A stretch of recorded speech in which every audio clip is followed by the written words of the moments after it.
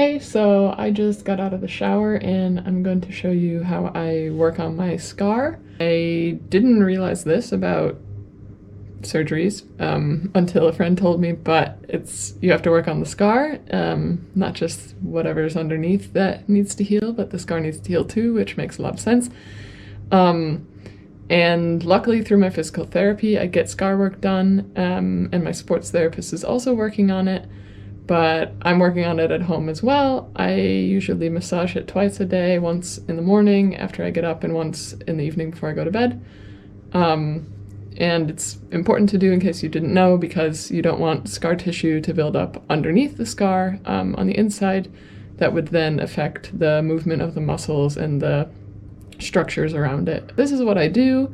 I always start with this move, which is, and I'm doing it in front of a mirror, which is why I'm going to look there the whole time, because I can't see it. So you put like one finger underneath and one finger above the kind of center of the scar right on the edge, and you make little circles in the opposite direction. And then just move along the scar.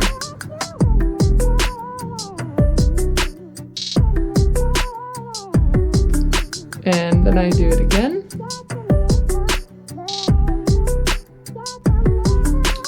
And I'm gonna adjust my towel so that this doesn't become a show. All right, the next thing I do is you take your fingers, put them on each side of the scar again, and press, like pull it back and forth in opposite directions.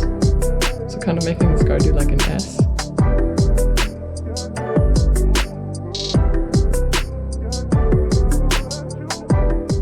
And what I do is I use something.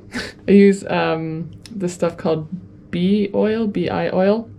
It's, don't actually really know what it is. Porcelain oil.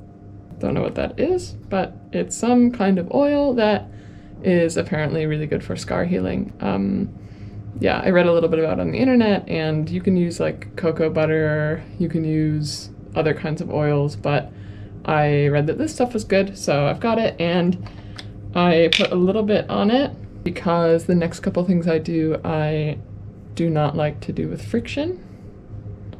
So next I do a similar move to the last one, but this time you like drag the fingers all the way across the scar.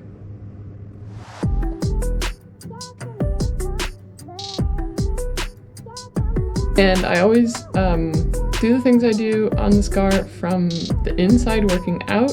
So from here in that direction, because I don't know if you can see in the video, but there's some parts of my scar that like where it's a bit more raised up, like down here. This part is totally flat.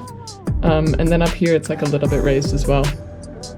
My physical therapist said that that's usually fluid that's built up under the skin there. So you want to work it out towards the lymph nodes, which are down here under your armpit. So I always work in this direction, and this is the next thing I do, which is just kind of put your fingers across either, like along either edge of the scar and run them across it. I have to admit, I was really not looking forward to the scar work after I learned that it is a thing that you have to do. Just the idea of like touching all over the scar really gave me a weird feeling. And yeah, it's kind of, you know, like this feeling like it's gonna open up or something, which it's not. You know logically, okay, it's after 2 weeks with the stitches, you pull the stitches out and then it's healed. But still I kind of had this recurring thought of like, oh God, what if it opened or something? Yeah, and I knew it was important, but I really wasn't super looking forward to it, and I didn't think I would want to do it to myself. But I've really gotten used to it. It's not that bad. Like, my scar is still quite sensitive to the touch. Like, if something would hit me there, it would hurt the scar. And sometimes the way things pull on it, like the way a shirt will pull on it, or if I'm taking a jacket on or off, the way it kind of pulls on the skin. The scar is sensitive, but doing this really isn't a problem. Like, it's slightly uncomfortable, but it didn't take long for me to get used to it, and yeah, I don't hate it anymore like I thought I did before I had it done. Though the first time I had it done was by my physical therapist, and he was really good. He like explained everything he was doing, and he said at the beginning, like, I'll never do anything that's pulling the edges away from each other. And I was like, okay, phew. Which, yeah, you don't think that that's probably the way that they're going to do it, but that's the nightmare scenario. So I really appreciated that he communicated everything he was doing the first time. And yeah, from then on, it was also just fine. So anyway, I do this as long as I kind of feel like it. This is getting long because I've been rambling. So that's it. Yeah, that's how I massage my scar. Hey, I'm here with my sports therapist, Laura, and she's working on my scar today. Okay, so what we're looking at is what happens around the collarbone to understand what happened when they did the incision for surgery. And so this is the collarbone here that's had the big plate put in it. And in order to put the plate in it, they always had to make a long incision right across the top. And that will affect what's attaching to that bone. And so the way we look at this model is the first big muscle that's under the skin is this huge strap muscle that comes right up under the neck, under the face. And it attaches right along the collarbone, so that will have been disrupted along there during the surgery. And then if we take that off, the one we look at after that is the next big set of neck muscles that come in on this end of the collarbone, which is your sternocleidomastoid muscles. They basically hold your head up. They have a lot of good functions. What's this little one underneath it?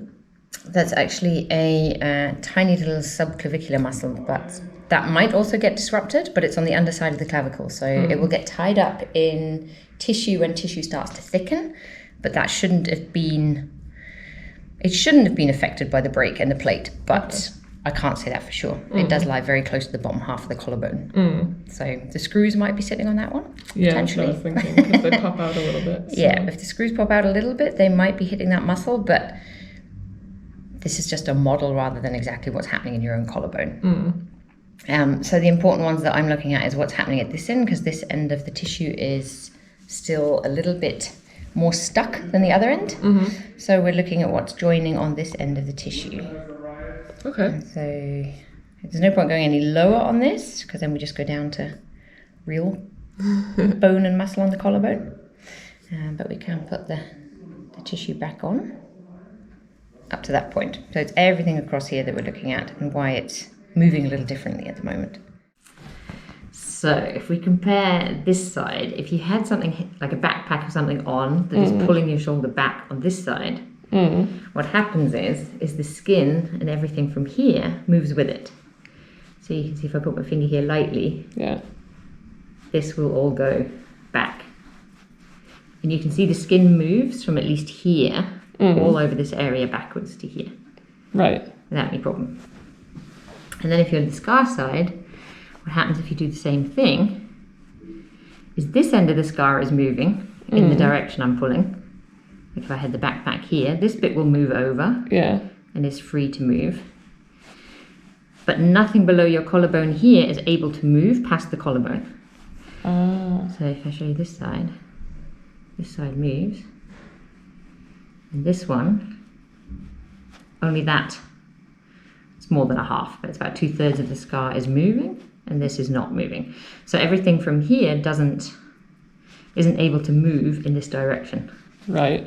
That's where it's catching or blocking or something. Yeah, so if you had something on the back of here, like a backpack that was maybe here, it feels like it's a problem here because this is all able to move freely and this is not. Yeah. So you get the tug from here. Yeah, I feel it lightly here. Because that's the bit that's still tethered, and this is now free to move as it would have done before.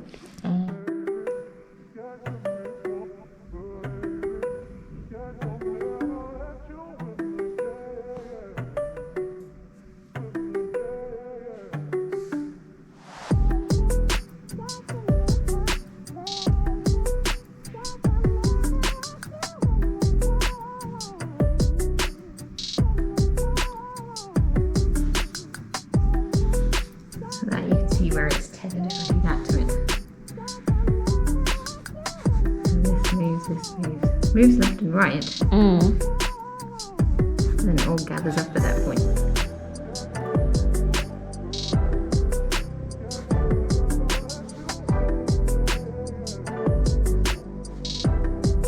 That's what the other physio told me to do. What are you doing now? Like pinch it up and like wiggle it around? Yeah, which seems like a horrible thing to do. I know. I've been trying to do it at home and I'm like, oh. Yeah, it can gross out a lot of people. Okay. Bye, Laura. Thank you. Bye, Chelsea. See you next time. See you. So it's about 7 weeks after my surgery, and today, for the first time, I'm wearing backpack on both sides with stuff in it. Like, I've done it before with a very empty bag, but today I've got a full bag and no problems